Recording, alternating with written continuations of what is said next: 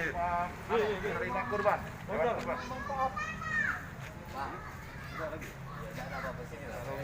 menerima bantuan dari hewan kurban dari Filipus ini, bagaimana saran Anda Pak? Alhamdulillah masyarakat dari masyarakat ya maklum di lingkungan kita ini memang berdekatan sama industri, tapi rata-rata warganya memang kurang mampu.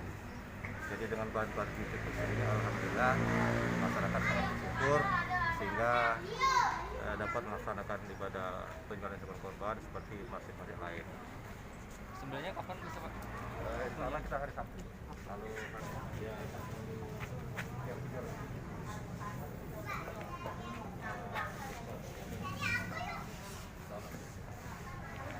dengan pernyataan Idul Adha tahun 1441 Hijriah, PT Putri Palembang bisa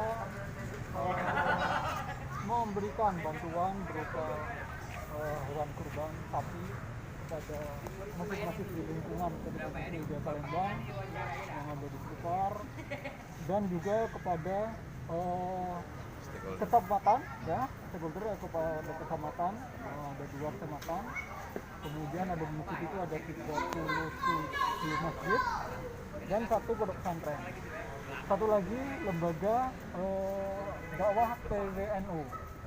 Jadi totalnya 41 ekor sapi bantuan dalam rangka 41 ekor Pak ya? 41 ekor. Di sekitar